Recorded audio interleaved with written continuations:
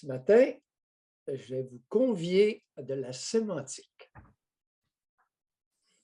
Vous savez, il y aura pas, ça ne sera pas compliqué comme exercice. Il va y avoir 3 mots. Et, José, je te vois sourire. Les auditeurs, c'est important que vous sachiez que je n'en ai pas parlé à José. Alors, j'ai préparé quelque chose. Je n'ai aucune idée de ce que ça va donner, mais je me suis réveillé avec ça ce matin, suite à une lecture d'un article. Et 3 mots. Fatigué, tanné, insatisfait. C'est l'article de la presse. Je voulais vous en parler, que je suis contente. Les grands esprits se rencontrent. Bon, mais ça m'a inspiré quelque chose. On ne parlera pas de ça parce que ça ne vaut pas la peine. Mais ce qui vaut la peine, ce sont les mots. Surtout en cette période dans une période d'interaction sociale intense. Fatigué, tanné, insatisfait.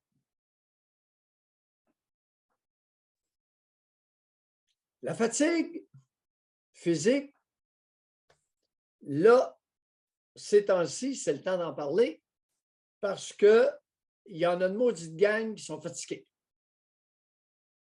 À raison.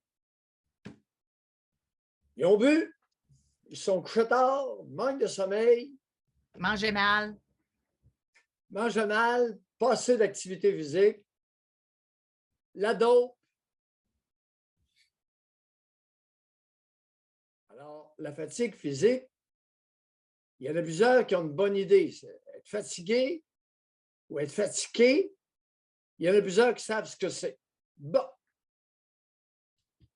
Maintenant, être tanné. C'est pas pareil. On n'est pas fatigué de quelqu'un. On est tanné de quelqu'un. Hein? Voyez-vous, en utilisant le bon mot, il y en a juste 3, là. L'exercice n'est pas compliqué.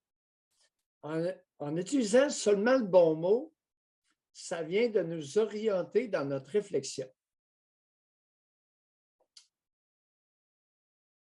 On est tanné de qui et de quoi? Oh, ça se précise. En ce temps d'interaction sociale intense, beaucoup de monde peuvent nous tanner, peuvent nous envahir, nous dénigrer allègrement, voire nous mépriser. On est loin de la fatigue. Insatisfait.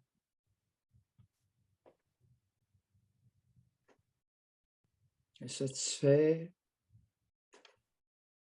Quand on dit insatisfait, sexuellement, oui, mais pas seulement.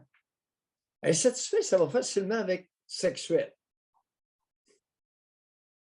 Alors là, tu vois, fatigue, tanné, insatisfait. Bon, pareil. Insatisfait sexuellement. Insatisfait aussi de la non-reconnaissance. Hein? Ouais.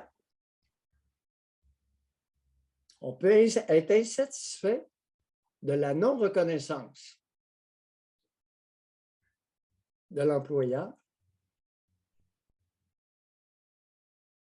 de l'autre conjoint. Non-reconnaissance de ce qu'on fait pour l'autre et de ce qu'on fait pour la progéniture, pour les enfants. J'assiste de façon endémique pour ne pas dire épidémique, pour ne pas dire presque mur à mur, à une non-reconnaissance du rôle des bonnes mères par les proches et d'abord le conjoint. Ça me renverse.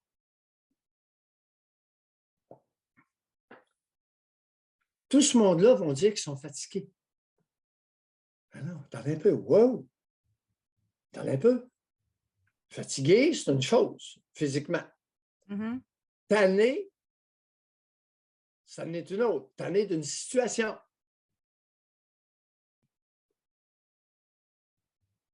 Insatisfait, maintenant, en fatigue.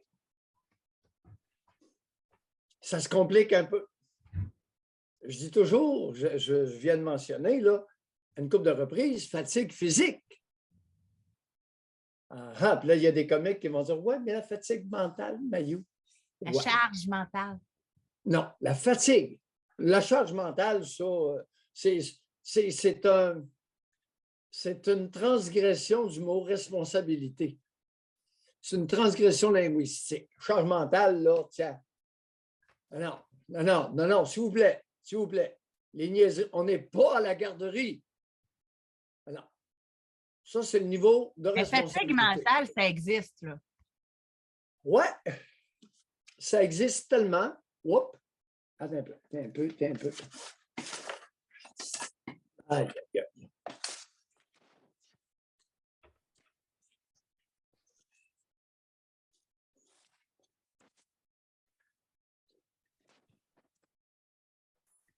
Un petit peu. OK. Bon, OK. La caméra. Je m'excuse. C'est correct. OK. Là, donc, fatigue, on était rendu à fatigue mentale. Oui, la fatigue mentale, puis s'il vous plaît, la charge mentale, laissez faire. Là. Ça, c'est, le vieux mot, c'est le niveau de responsabilité dans les différents rôles qu'un adulte a à jouer. Fait que, elle n'est pas trop compliquée, la patente, là. Ce n'est pas nécessaire du tout ce matin. Maintenant, la fatigue mentale. Je vais vous donner un exemple de fatigue mentale. Un homme, pas une femme, un homme. Mois d'octobre, fatigué sans bon sens. 50 ans, fatigué 3 jours. Il est en forme, il n'y a pas de problème, il travaille, il n'est pas tanné, il n'est pas insatisfait. Il est fatigué. Grosse fatigue. Ça va voir son médecin, toute la batterie de tests. Là, il m'arrive, écoute, tout est normal. Sa testostérone est normale. Il ne fait pas d'andropause. Là, il est découragé. Il est fatigué. Oui. Depuis une date précise, en octobre. On va dire le 1er octobre. 1er octobre.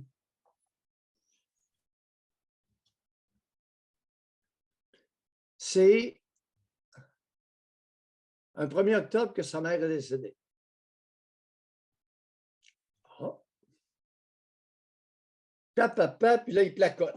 C'est un type qui est très articulé, instruit. Je l'écoute. Prends des notes, je l'écoute. Je dis, au fait, parce que tous les intervenants vont penser, un deuil non résolu. N'est-ce pas? Un deuil non résolu, date d'anniversaire du décès de sa mère.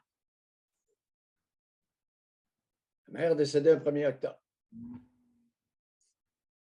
Puis là, je se dépêche de dire, mon père est décédé, par la suite, ça ne m'a rien fait, puis bon. Je dis, on n'a pas le choix. Parlons de ta mère. Oh, ma mère. Une femme extraordinaire. Puis là, ça part.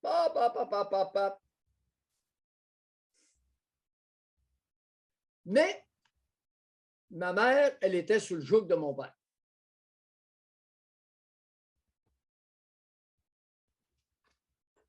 Tu me vois venir. Une femme extraordinaire. Et quelques minutes plus tard, 10 minutes plus tard, un aveu extrajudiciaire en dehors du palais de justice. Après avoir parlé de l'exemple que lui a donné sa mère. Ah non, mais je suis chien des fois, là. Je suis chien sale, ça n'a pas de bon sens. Puis là, j'y ai tendu un piège, mais complice, là. Moi, j'ai dit, ta mère vous a donné tout qu'un exemple. Là, il me regarde. Les yeux pleins d'eau. C'était d'une tristesse. Sais-tu quel a été l'aveu? Ma mère a été une lâche.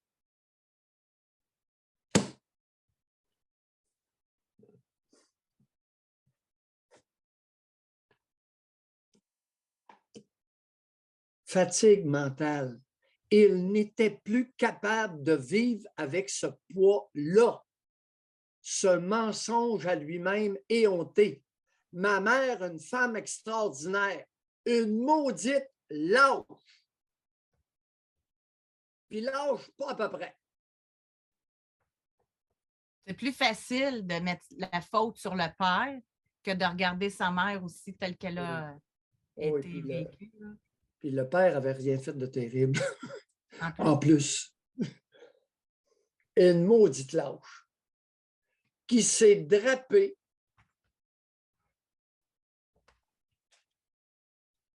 de vertu pour mieux cacher sa lâcheté.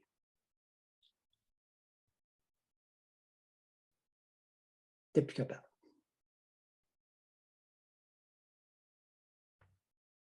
Je t'assure que le type, il y avait des larmes dans les yeux. Mais tout ça, ça a ressorti la journée du décès de sa mère. Il a traîné ça en lui. À chaque année. Mais là, c'était de pire en pire. D'année en année, c'était de pire en pire. Mais cette date-là, c'était comme un réveil. Le mois. Non, l'inconscient est faux. Non, mais le déclencheur, c'était la date de la mort. Non, c'était le mois. Ah, moi, chaque mois d'octobre. Puis, c'est de pire en pire d'année en année. Puis là, à un point tel que ça a culminé par, écoute, une batterie de tests médicaux incroyables. Là, il y avait la conviction écoute, l'andropause. Écoute, il fallait qu'il y ait une explication physique. Ben oui. Oui. Puis le type n'a aucune charge mentale, mesdames. Là. Oubliez la charge mentale. Puis un athlète naturel. Pas de mauviette comme moi, là. Pas un petit. Ça a dû être une libération, pareil, pour lui, de réaliser tout ça, là.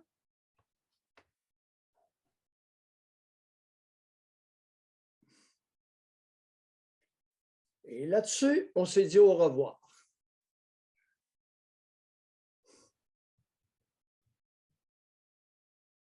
La femme extraordinaire qu'était ma mère n'était rien d'autre qu'une vraie lâche. C'est lui qui l'a dit, là, c'est pas moi. Il s'est avoué devant moi